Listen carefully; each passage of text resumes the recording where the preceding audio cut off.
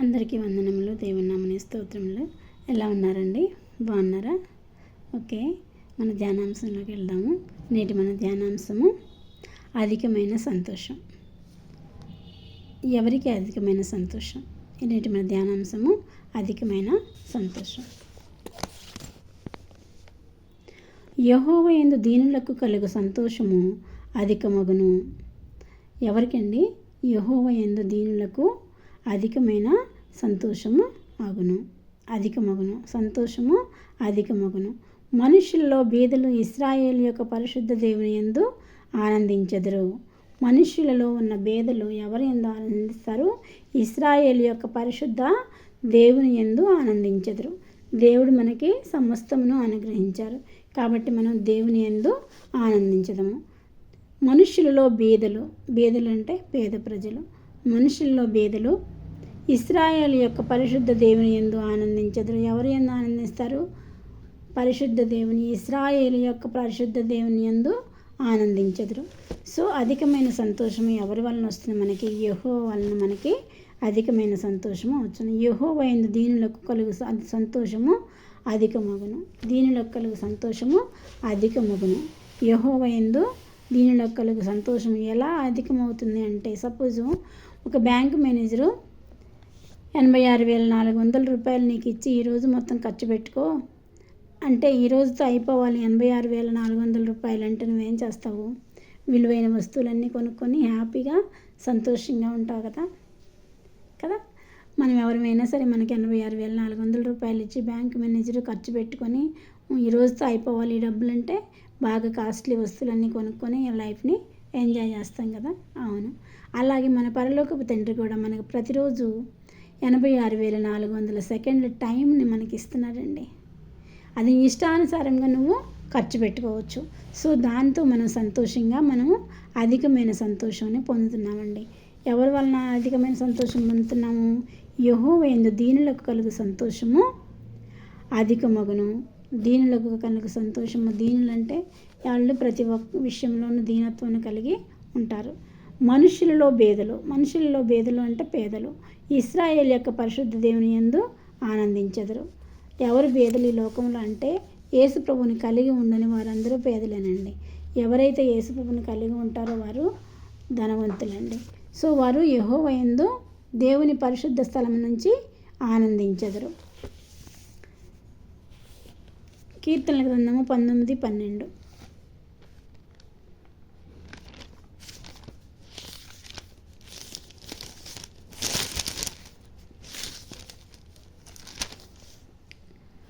నీ పాదములకు రాయి తగలకుండా వారిని తమ చేతుల మీద ఎత్తి పట్టుకొందురు.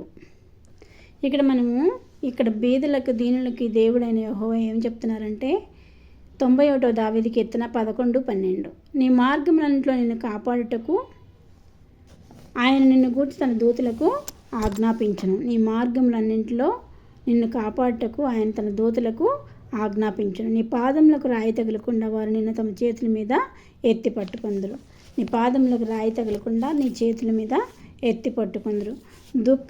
దుఃఖింతులకు దీనులను యెహోవా నామమున ఆశ్రయించి జనశేషముగా నీ మధ్య నుండి నెత్తును.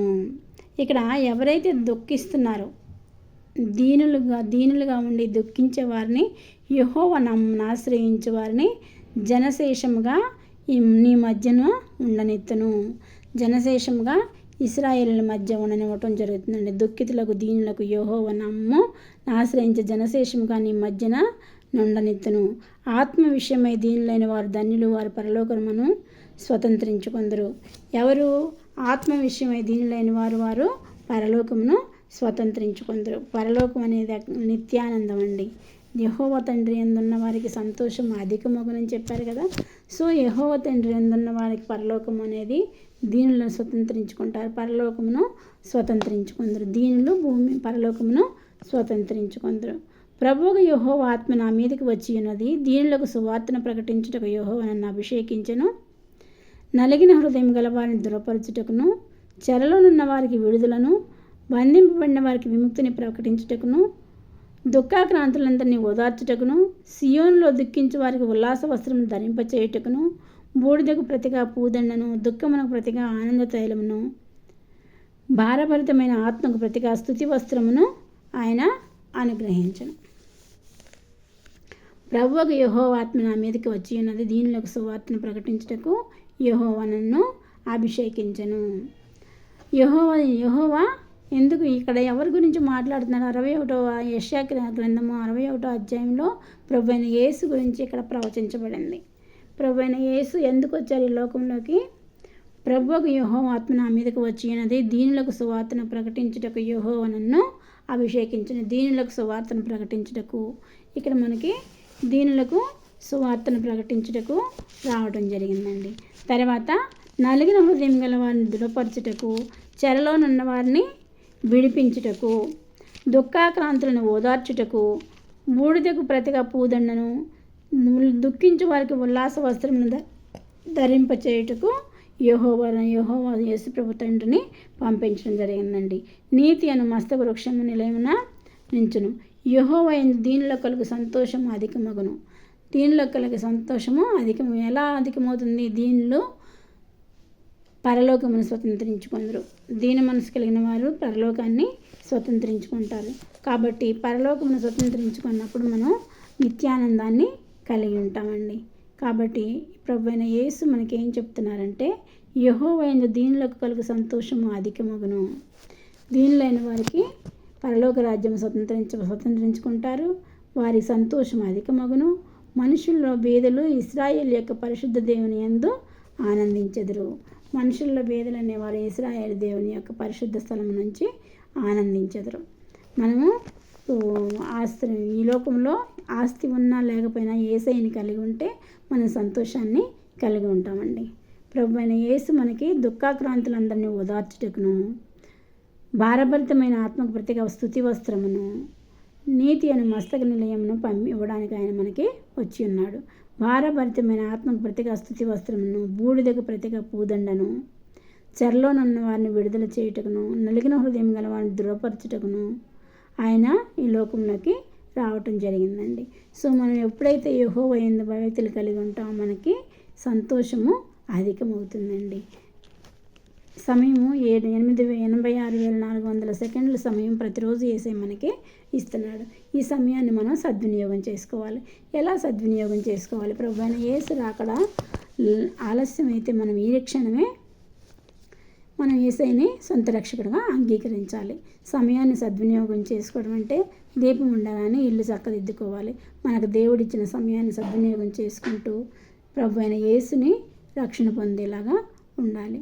రక్షణ పొందడం అంటే ఏంటంటే, ప్రభువైన యేసు నిజమైన దేవుడని నోటితో ఒప్పుకుంటే నీకు రక్షణ అనుగ్రహించబడుతుంది. ఆ తర్వాత తన్నెందరూ అంగీకరించుదురో వారందరికీ, అనగా తన నామమునందు విశ్వసించిన వారికి దేవుని పిల్లలకు అధికారం ఆయన అనుగ్రహించను. నువ్వు ఎప్పుడైతే దేవుని నోటితో యేసు ప్రభు దేవుడిని ఒప్పుకుంటావో అప్పుడే ఆయన నీకు అధికారము అనుగ్రహించాడు. ఆ క్షణమే నువ్వు పరలోకానికి వారసుడు అవుతావు. దేవుని పిల్లలుగా మనం ఎప్పుడైతే పిలువబడతామో అప్పుడు మనకి పరలోక రాజ్యము సంక్రమిస్తుంది. కాబట్టి బీదులైన ఇశ్రాయేలు యొక్క పరిశుద్ధ దేవుని నుండి ఆనందించెదరు. పరిశుద్ధ దేవుని యందు ఆనందించండి. బేదలైన వారు, ఈ లోకంలో బేదలైన వారు, బేద లాజరును చూడండి, ఆయన ఈ లోకంలో బేదవాడే కానీ పరలోకంలో అబ్రహాము రొమ్మున అనుకున్నాడు. కాబట్టి బేదలైన వారు దేవుని యొక్క పరిశుద్ధ స్థలం నుండి ఆనందించెదరు. ఆయన పరిశుద్ధ స్థలం నుండి దేవుని యందు ఆనందించెదరు. కాబట్టి మనం ఈ చిన్న వాక్యంను దేవుడు దీవించిన గాక.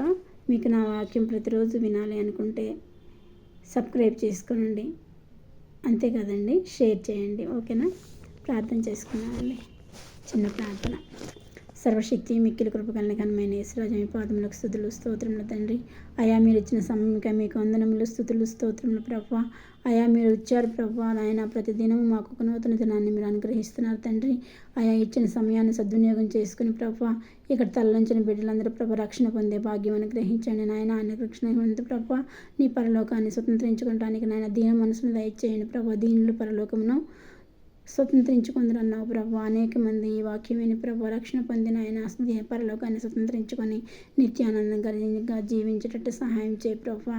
యేసు నాయన నీకు వందనాలు, స్తుతులు, స్తోత్రం ప్రభా. ఈ లోక సంబంధమైన సమస్యలు, శోధనల, వేదనల నుండి వీరిని బయటపడి వేసి ప్రభా నీ రక్షణ ఆనందం వారికి అనుగ్రహించమని మా ప్రభును ప్రియకుమారుడైన యేసుక్రీస్తు నామమున అడుగుచున్నాను తండ్రి. ఆమెన్.